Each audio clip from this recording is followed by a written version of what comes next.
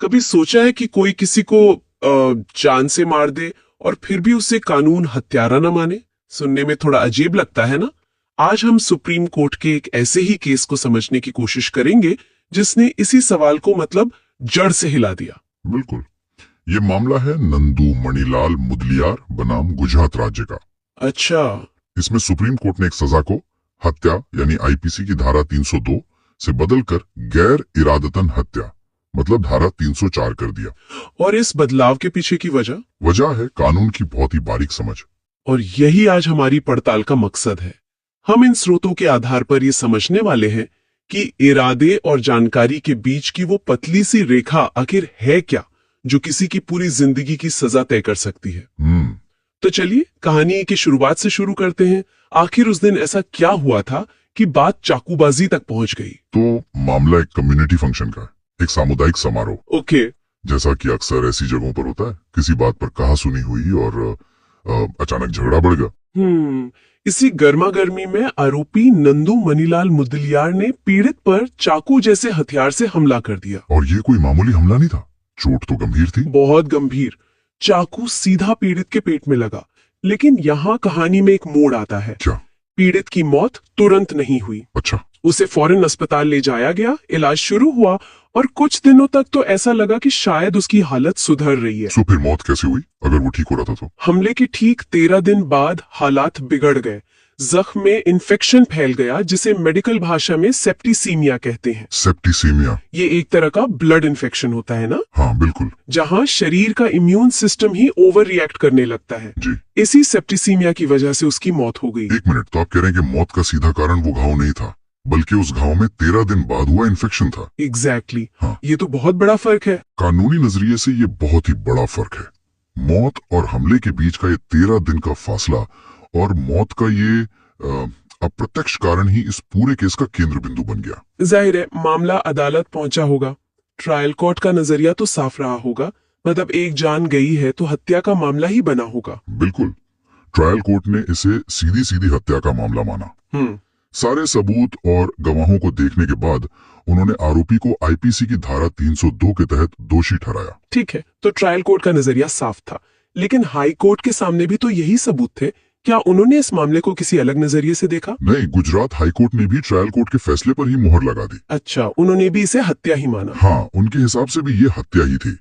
तो दो अदालतें एक ही नतीजे पर पहुंच चुकी थी कि नंदू मणिलाल मुदलियार एक हत्यारा है। लेकिन कहानी यहाँ खत्म नहीं हुई। आरोपी सुप्रीम कोर्ट गया। क्या कहा जो दो अदालतें नहीं मान रही थी? सुप्रीम कोर्ट में बचाव पक्ष के वकील मिथिलेश कुमार सिंह ने एक बहुत ही बुनियादी तर्क रखा। उन्होंने कहा, घटना के हालात देखिए, ये कोई सोची समझी साजिश नहीं थी, ये अचानक हुए झगड़े और मतलब गुस्से का नतीजा था। उन्होंने इस बात पर जोर दिया कि कोई पूर्व योजना यानी प्री मेडिटेशन नहीं थी। मतलब वो ये कह रहे थे कि आरोपी घर से किसी को मारने के इरादे से नहीं निकला था। बिल्कुल। उन्होंने दो बातें और कही। एक कि सिर्फ एक ही वार किया गया था। अच्छा। अगर इरादा पक्का मारने का होता तो शायद कई बार होते। और दूसरा कि हथियार भी कोई खंजर या तलवार जैसा नहीं था जिससे ये साबित हो कि तैयारी पूरी थी। उनका पूरा जोर इस बात पर था कि ये गुस्से में उठाया गया एक कदम था, ठंडे दिमाग से की गई हत्या नहीं। लेकिन क्या ये एक खतरनाक मिसाल नहीं बनाता? कोई किसी को चाकू मार दे और फिर कहे मेरा इरादा तो मारने का था ही नहीं। इस तर्क से तो कई गंभीर अपराधी बच निकलेंगे। यही सवाल अभियोजन पक्ष ने उठाया। उनकी वकील दीपांविता प्रियंका का तर्क बहुत सीधा और दमदार था। क्या कहा उन्होंने? उन्होंने कहा, चोट कहाँ लगी है ये देखिए। पेट पर चाकू का वार अपने आप में इतना खतरनाक होता है कि कोई भी आम समझ वाला इंसान जानता है कि इससे मौत हो सकती है। तो फिर इरादे पर बहस क्यों? सही बात है। उनका कहना था कि काम का नतीजा इतना गंभीर है कि इरादा अप्रासंगिक हो जाता है। तो यहाँ आकर मामला फंस गया। एक तरफ है मन में क्या था और दूसरी तरफ हाथों से क्या हुआ। कानून इन दोनों में फर्क कैसे करता है? यहीं पर शायद आईपीसी की धाराएं तस्वीर में आती है। एकदम सही। और यही इस केस का दिल है। भारतीय दंड संहिता में दो धाराएं हैं जो यहाँ बहुत जरूरी हैं। पहली है धारा 302 जो है हत्या के लिए सजा। राइट। अगर साबित हो जाए कि आपने हत्या की है तो सजा मौत या आजीवन कारावास तक हो सकती है। ये तो हम सब जानते हैं, लेकिन वो दूसरी धारा कौन सी है जो इससे अलग है? वो है धारा 304 जो गैर इरादतन हत्या, जो हत्या की श्रेणी में नहीं आती, के लिए है। अच्छा, अब इसके भी दो हिस्से हैं और यहीं इरादे और जानकारी का खेल समझ आता है। ओके, इसे थोड़ा और आसान करते हैं। भाग आए और भाग 2 में क्या अंतर है? धारा 304 का भाग आई तब लगता है जब आपका इरादा मौत का कारण बनने का हो, लेकिन शायद वो ठंडे दिमाग से की गई प्लानिंग वाली हत्या ना हो, बल्कि अचानक गुस्से में हुआ हो। ठीक है। और भाग 2 तब लगता है जब आपको ये जानकारी तो हो कि आपके काम से मौत हो सकती है, पर आपका ऐसा कोई खास इरादा ना हो। क्या इसका कोई आसान सा उदाहरण हो सकता है? जरूर। इसे ऐसे सोचिए, अगर कोई तेज रफ्तार से भरी सड़क पर लापरवाही से गाड़ी चला रहा है और किसी की मौत हो जाती है, तो उसे जानकारी थी कि ऐसा हो सकता है। ये शायद भाग 2 के करीब होगा। ओके। लेकिन अगर वो किसी खास व्यक्ति को निशाना बनाकर उस पर गाड़ी चढ़ाता है, तो वो इरादा था।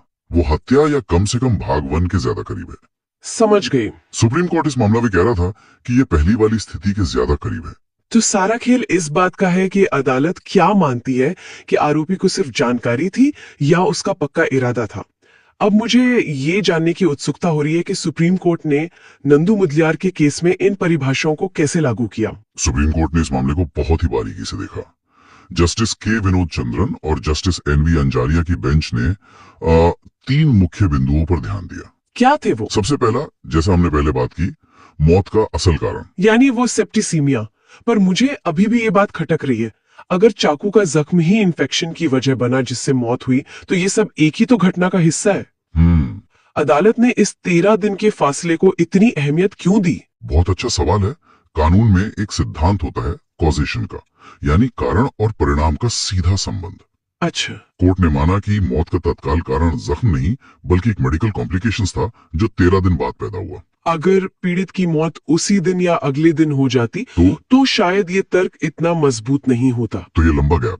हाँ, ये लंबा गैप इस बात की गुंजाइश बनाता है कि शायद हमलावर का इरादा सिर्फ गंभीर चोट पहुंचाना था, न कि सीधे सीधे जान लेना। अच्छा, तो ये फासला इरादे को मापने का एक पैमाना बन गया। और दूसरा बिंदु क्या था? दूसरा बिंदु वही था जो बचाव पक्ष कह रहा था, इरादे का अभाव। कोर्ट ने घटना के पूरे क्रम को देखा, अचानक झगड़ा सिर्फ एक बार, और इस नतीजे पर पहुंची कि ये सब आवेश में हुआ। अदालत के शब्दों में इरादा मौत का कारण बनना नहीं था। ठीक है, ये दोनों बातें तो समझ में आती हैं, लेकिन अभियोजन पक्ष का तर्क भी तो मजबूत था कि पेट में चाकू मारना अपने आप में जानलेवा है। इस पर कोर्ट ने क्या कहा? और यहीं हम तीसरे और सबसे अहम बिंदु पर आते हैं, जानकारी बनाम इरादा का फर्क। ओके। कोर्ट ने माना कि अभियोजन पक्ष सही है। हमलावर को यह जानकारी जरूर थी कि पेट में चाकू मारने से मौत हो सकती है, वो इतना नासमझ नहीं था। हाँ, बिल्कुल। लेकिन जानकारी होना और इरादा होना कानून की नजर में 2 अलग बातें हैं। कोर्ट ने निष्कर्ष निकाला कि उसका विशिष्ट इरादा मौत का कारण बनना नहीं था। तो लक्ष्य क्या था? उसका लक्ष्य शायद बुरी तरह घायल करना था, जिसके परिणाम का उसे ज्ञान था, पर लक्ष्य ही मौत नहीं था। ये एक बहुत ही महीन लेकिन बहुत ही महत्वपूर्ण अंतर है, और इसी आधार पर सुप्रीम कोर्ट ने अपना फैसला सुनाया। बिल्कुल। इसी विश्लेषण के आधार पर बेंच ने कहा कि यह मामला आईपीसी की धारा 300 के तहत परिभाषित हत्या के दायरे में नहीं आता। ये एक गैर इरादतन हत्या का मामला है। तो जब सुप्रीम कोर्ट ने इस पूरे मामले को इरादे की कसौटी पर परखा और इसे हत्या नहीं माना, तो सजा पर इसका क्या असर पड़ा? क्या उस व्यक्ति की सजा कम हो गई? हाँ, और यही इस फैसले का सबसे ठोस नतीजा था। सुप्रीम कोर्ट ने गुजरात हाई कोर्ट और ट्रायल कोर्ट के फैसले को पलट दिया। अच्छा। उन्होंने आरोपी की सजा को धारा 302 यानी हत्या से बदलकर धारा 304 भाग 1 गैर इरादतन हत्या में तब्दील कर दिया। एक मिनट, उन्होंने भाग 1 क्यों चुना, भाग 2 क्यों नहीं? अगर इरादा नहीं था तो भाग 2 होना चाहिए था ना? ये बहुत अच्छा कानूनी सवाल है। कोर्ट ने शायद ये माना कि पेट जैसे संवेदनशील अंग पर चाकू से हमला करना सिर्फ लापरवाही वाली जानकारी से कहीं ज्यादा है।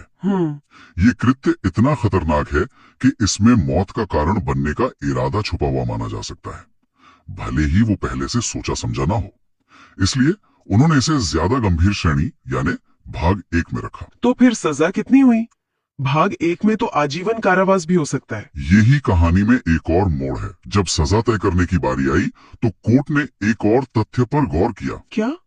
आरोपी नंदू मनीलाल मुदलियार इस मामले में पहले ही 14 साल से ज्यादा जेल में बिता चुका था। 14 साल? हाँ, जिसमें उसे जेल में अच्छे व्यवहार के लिए मिली छूट भी शामिल है। 14 साल, ये तो बहुत लंबा समय है। हाँ, धारा 304 भाग 1 की अधिकतम सजा आजीवन कारावास है, लेकिन ये 10 साल तक भी हो सकती है। कोर्ट ने मामले के हालात, आरोपी की कोई पुरानी आपराधिक पृष्ठभूमि न होना और जेल में बिताए गए लंबे समय को देखते हुए उसकी काटी गई सजा को ही काफी मान लिया। बिल्कुल, काटी गई सजा को ही अंतिम सजा मान लिया। मतलब उसे और जेल में नहीं रहना पड़ा। सही। अदालत ने उसे तुरंत रिहा करने का आदेश दे दिया, बशर्ते वो किसी और मामले में वांटेड ना हो। कमाल है। सोचिए, एक व्यक्ति जो हत्या के जुर्म में शायद पूरी जिंदगी जेल में रहता, वो 14 साल बाद रिहा हो गया, सिर्फ इसलिए क्योंकि देश की सबसे बड़ी अदालत ने उसके एक पल के कृत्य के पीछे छिपे इरादे को अलग तरह से पढ़ा और परिभाषित किया। आज की इस बातचीत का सार मेरे लिए तो यही है कि भारतीय न्याय प्रणाली में अपराध का नतीजा सिर्फ इस बात पर निर्भर नहीं करता कि क्या हुआ, बल्कि इस पर बहुत ज्यादा निर्भर करता है कि क्यों हुआ और किस इरादे से हुआ। एक ही हमला, एक ही मौत, लेकिन कानून की नजर में दो बिल्कुल अलग अपराध। ये मामला सिर्फ कानून की किताबों के लिए नहीं है, ये दिखाता है कि हमारी न्याय प्रणाली अपराध के परिणाम से ज्यादा अपराध करने वाले के मन को समझने की कोशिश करती है। सही कहा। समाज के तौर पर हम एक ठंडे दिमाग से की गई हत्या और गुस्से या आवेश में हुई मौत के बीच एक बहुत बड़ा नैतिक फर्क मानते हैं, और ये फैसला उसी फर्क को कानूनी जामा पहनाता है। और ये सोचने के लिए एक दिलचस्प सवाल छोड़ जाता है, कानून उस चीज को मापने और साबित करने की कोशिश कैसे करता है जो दिखाई नहीं देती। हाँ। यानी किसी व्यक्ति के मन में अपराध के उस एक पल में आखिर चल क्या रहा था। ये न्याय की एक कभी न खत्म होने वाली जटिल चुनौती है।